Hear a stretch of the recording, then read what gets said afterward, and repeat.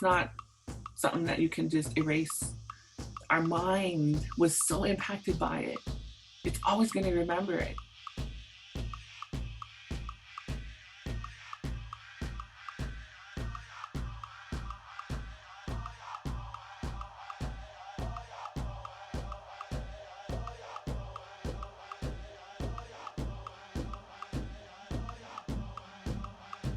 For me, I did a whole chronological chart right from when I was born all the way down to the present day, and listed anything, and it was good or bad, anything that was positive or negative that happened in my life.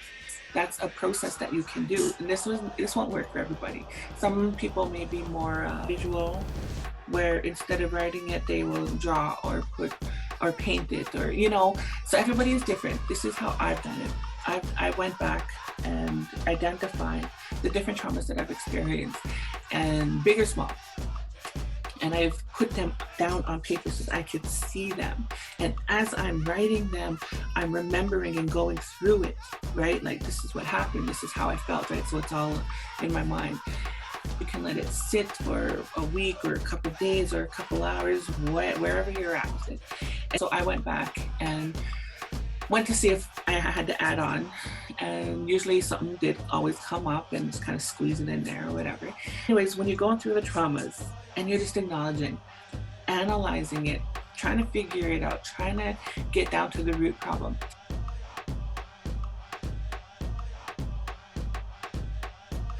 Our mom and dad are supposed to protect us and love us, right? They're a mom and dad. They're supposed to love us unconditionally and protect us, right? So when they don't do that, what does that cause in us? How is that affecting us? And usually there's trauma around that. What does that look like? Well, I'm not good enough. So when we think about sabotaging relationships, sabotaging when we're doing something really good and life is just going good, and we do something to F it up, and we are right back at square one, or maybe we don't feel good enough. We're not worth it. And where does that come from?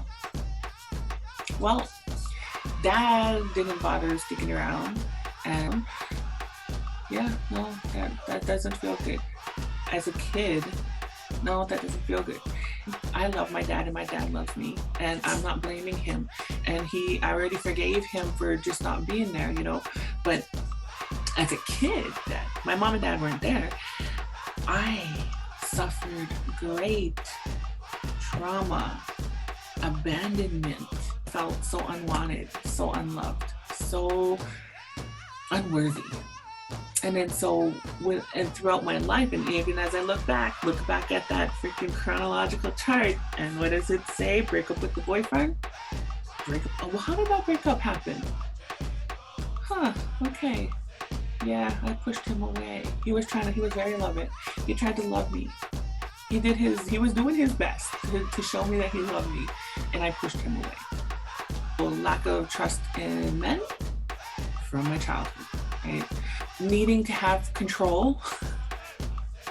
Well, yeah, I want to be able to control my environment, not be in a position where I am being victimized as a little kid, not being in a situation where I have no control, I am powerless, I am too scared to reach out, ask out, cry out, scream out for help, powerless.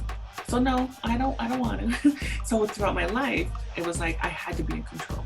I had to be in control because no more is anybody going to have control of me, full control of me. Nobody is going to take away my power ever again, right? Yeah, it sucks because throughout some of my relationships, like even in friendships, right? A lot of the negative behaviors that affected my relationships, friendships, work relationships, intimate relationships, whatever, my parenting, right, with my children, it all stems back to my childhood, where how many times I was being re-triggered, and just kind of brushing it aside, like, no, I'm good. Yeah, no, it was so detrimental. It was so harming. It was so harmful. It was so damaging, like just everything. because it was just adding, and then my health was just deteriorating, and my self-worth and self-being, they were just hanging on by a thread. And it was because I was triggered so much and I was just ignoring it.